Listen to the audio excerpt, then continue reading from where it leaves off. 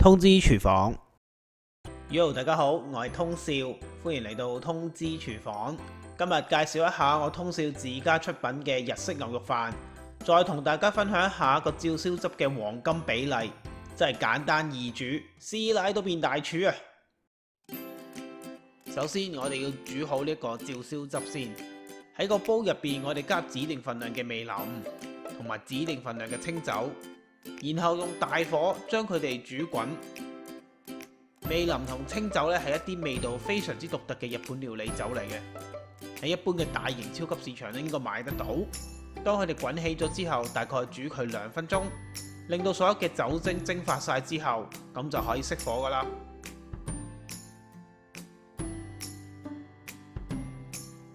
之後準備一個碗，然之後入邊加入指定份量嘅日式醬油落去。如果大家揾唔到日式醬油嘅話咧，都幾頭痕噶，因為咧佢嘅味道非常之獨特，千祈唔好求其咧揾啲生抽諗住嚟代替佢，大家隻味唔一樣噶，煮出嚟咧會好怪噶。就好似你諗住整一個芝士蛋糕但冇芝士，然之後你掉啲腐乳落去煮一樣，個味道諗到都想作嘔啊！然後加入指定份量嘅糖，同埋頭先煮好咗嘅味淋同埋清酒。然後就將佢哋攪勻佢，呢個就係完美黃金比例嘅壽喜燒醬汁。你的確可以用佢嚟煮壽喜燒噶，佢個味道依家咧係非常之重口味，好鹹噶。一陣間煮牛肉飯嘅時候，我哋需要加啲清水將佢開稀佢。之後就要準備埋啲配料，包括1粒劈開咗嘅大蒜頭，同埋1大個洋葱。細心少少，將佢切成幼絲。我哋依家就準備一隻鑊，用中大火將佢燒熱，然後就加蒜頭落去，再加1茶匙嘅油落去，將佢爆香。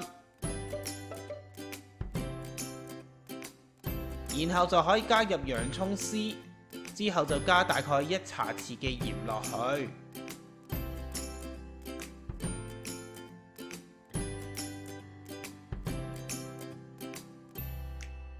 洋葱咧要炒佢1分鐘左右啦，我哋就會加入我哋嘅秘密武器，就係牛油啦。將牛油放埋落去一齊炒，然之後炒到啲洋葱軟身變成金黃為止。洋葱炒到軟身之後，蒜頭就已經完成咗佢嘅任務，我哋就可以將佢剷走。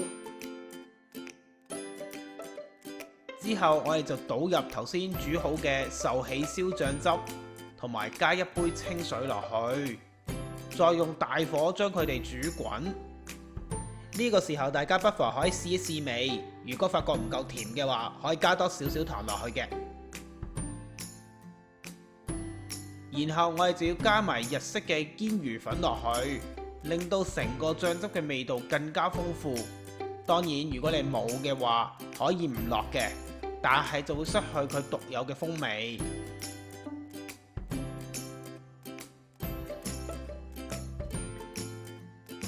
當個汁料一滾起咗之後，就可以轉佢做中火。咁我哋就可以加啲肥牛嘅肉片落去。我用嘅呢隻急凍肉片，平時打邊爐都唔需要解凍，直接放落去。我自己食過就冇問題啦。如果你用其他嘅牛肉片，驚佢有雪味嘅話，不妨先將佢解凍，甚至拎去飛水。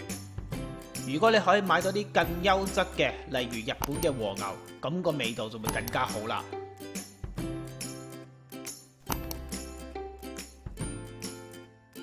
之後我哋將啲牛肉平均咁樣放喺啲汁料入邊，開住蓋咁樣煮佢3到4分鐘，等啲牛肉嘅味滲咗喺啲汁料度，然後牛肉自己本身又吸收翻汁料嘅味道，兩者混為一體，咁就最 perfect 啦。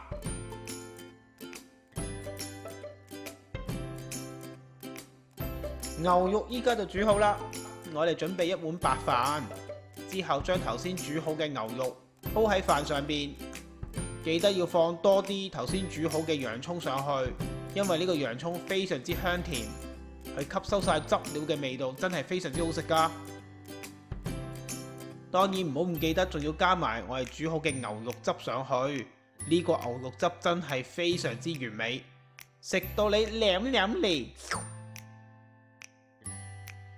我通少出品嘅牛肉飯，當然仲要加埋蔥粒同埋一個溫泉蛋上去，蛋漿加埋牛肉一齊食，真係超級好味噶。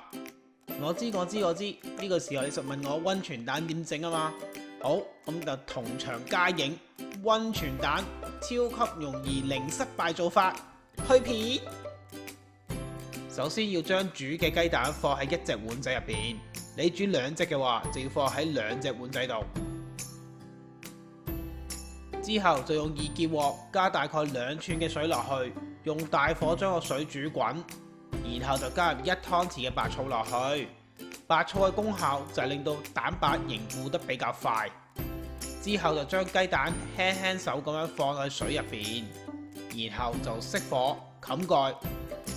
要生啲嘅話就焗佢3分鐘，熟啲嘅話就焗5分鐘就完成噶啦。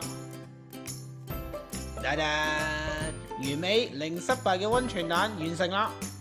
我哋要換一個有窿嘅鑊鏟，將雞蛋鏟起，然後放上喺一個鋪咗廚房紙嘅器皿上面，將所有水分吸走，咁就可以放上喺頭先煮好嘅牛肉飯度噶啦。係咪好簡單易煮呢？大家一定要試下，包你食過話正啊！最後嘥多你30秒提提你，食材嘅份量已經寫咗出嚟啦。睇唔切嘅話就喺上述嘅網址重溫。要知道我啲食材用咩牌子嘅話，就睇睇呢個短片嘅煙火。睇晒成條片都仲有嘢唔明嘅話，歡迎你嚟到我 Facebook 嘅專頁或者 YouTube 呢度留言俾我。如果大家中意我嘅短片，希望你會俾個 like 同埋 share 俾你身邊嘅朋友，仲要訂閱我嘅頻道支持下我。訂閱完之後記得要撳埋隔離個鐘仔，咁樣你先會收到我最新嘅通知㗎。我哋下次再見啦，拜拜。